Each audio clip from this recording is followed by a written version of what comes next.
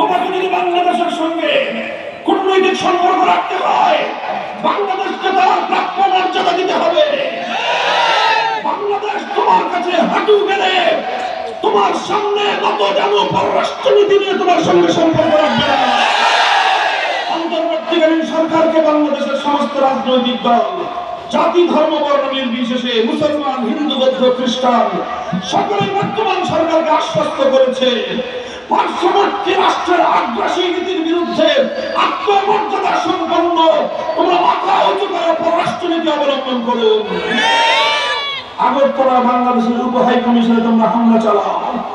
তোমরা আমাদের লাল সবুজের পতাকা পুড়িয়েছ, 20 কোটি মানুষের বুকের মধ্যে ক্ষোভের আগুন জ্বালিয়েছ তোমরা।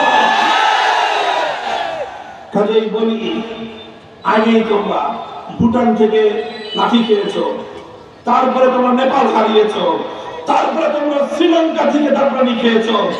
ছিল একমাত্র বাংলাদেশে তোমাদের সেবাদাসী, আজ বাংলাদেশে তোমার হাত ছাড়া। এভাবে পার্শ্ববর্তী প্রতিটি ক্ষুদ্র রাষ্ট্রের সঙ্গে বৈরিতা করে ভারত তুমি যত বড়ই হও, নিজের জায়গার শান্তিতে তুমি তোমার জনগণের দেশের উন্নতি করতে পারবে না। তোমাকে মোদীর হিন্দুত্ববাদ পরিহার করতে হবে। আশেপাশের রাষ্ট্রগুলোর সঙ্গে বিমাতাসুলভ আচরণ নয়, বন্ধুত্বসুলভ, আত্মমর্যাদাপূর্ণ, পারস্পরিক সমঝোতার ভিত্তিতে, সম্মানের ভিত্তিতে কূটনৈতিক সম্পর্ক করতে হবে।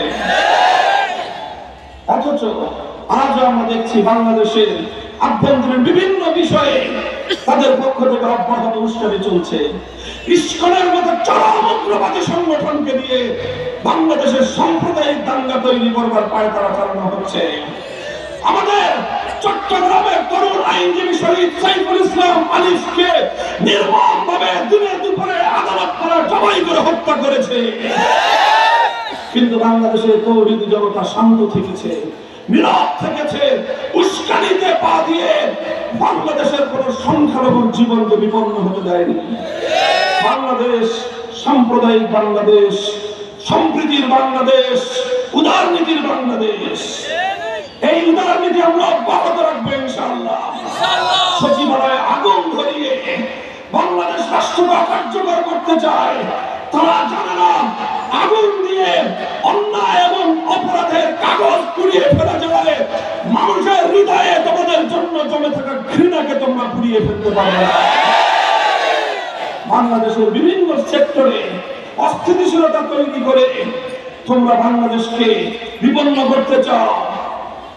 তবলিগের জায়গা, তবলিগের মেহনতের মধ্যেও ইস্তেমার মাঠে রাতের অন্ধকারে দুই পক্ষের মধ্যে লড়াই বাঁধিয়ে দিয়ে খুনি সন্ত্রাসীরা বাংলাদেশ বিরোধী চক্র নিরীহ সাধারণ মুসলমানদের রক্তে টঙ্গীর ইস্তেমার মাঠ রঞ্জিত করেছে।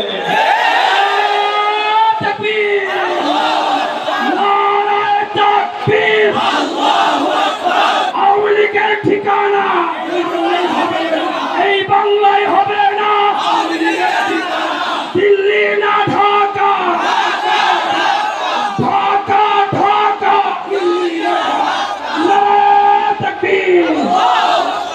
সাথী ও বন্ধুগণ, তাই আজ সময় এসেছে, দেশের বিরুদ্ধে অব্যাহত ষড়যন্ত্র চালু রয়েছে প্রশাসনের মধ্যে। 15 বছরের শেখ হাসিনার সেটআপ আমরা মনে করি ষড়যন্ত্রের যে জাল সে বুনে গিয়েছে বাংলাদেশ জুড়ে। এখন অন্তর্বর্তীকালীন সরকার ফাঁসিবাদের সে জাল ছিন্ন করতে পারে না। সচিবালয়ের অগ্নিকাণ্ড তার উত্তম দৃষ্টান্ত এবং তার প্রমাণ। তাই আমরা আহ্বান জানাতে চাই, আপনারা দেশকে সামনের দিকে এগিয়ে নেওয়ার জন্য শেখ হাসিনা এবং তার ফাঁসিবাদের মাধ্যমে দেশের রাষ্ট্রীয় যে প্রতিষ্ঠানগুলোকে ধ্বংস করা হয়েছে সেগুলোকে মেরামত করার দিকে পূর্ণ মনোনিবেশ করুন। আবার বলছি, বর্তমান অন্তর্বর্তীকালীন সরকারের হাতে অফুরন্ত সময় নেই। তাদেরকে একটি নির্দিষ্ট মেয়াদের জন্য বাংলাদেশের মানুষ ক্ষমতার মসনদে বসিয়েছে। মানুষ তাদেরকে পাহারা দিচ্ছে, সমর্থন দিচ্ছে। প্রতিটি কর্মকাণ্ডে মানুষের অকুণ্ঠ সমর্থন আপনারা পাচ্ছেন। এই অকুণ্ঠ সমর্থন থাকতে থাকতে দেশকে পুনর্গঠন করবার প্রয়োজনীয় সংস্কার কার্যক্রমগুলো পরিচালনা করুন। নির্বাচন ব্যবস্থা পুনর্গঠন করুন। সংবিধান থেকে কোরআন সুন্নাহ আইন বাতিল করবার ধারা সংযুক্ত করুন। এদেশের ধর্মপ্রাণ মুসলমানদের দীর্ঘ পৌনে 1 শতাব্দীর বঞ্চনা দূর করবার ব্যবস্থা করুন। তাদের হৃদয়ের ক্ষোভের আগুন প্রশমিত করুন। এভাবে সকল রাজনৈতিক দলগুলোকে আস্থায় নিয়ে আপনারা যুক্তিপূর্ণ সময়ের মধ্যে সংস্কার সেরে নির্বাচনী রোডম্যাপ ঘোষণা করে বাংলাদেশের মানুষের জনগণের ইচ্ছা এবং অভিপ্রায় অনুযায়ী নির্বাচন ব্যবস্থার দিকে দেশকে পরিচালিত করুন।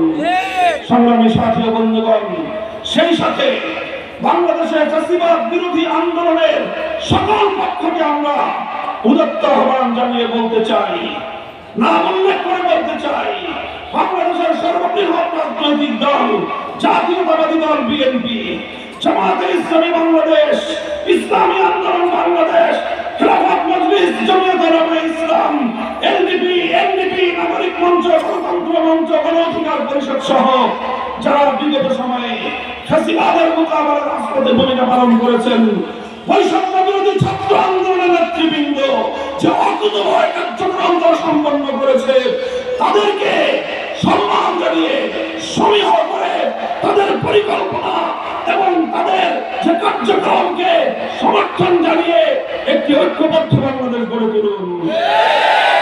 নিজেদের বিভেদের কারণে, আবার বলছি, পারস্পরিক বিভেদের সময় এখনো আসেনি।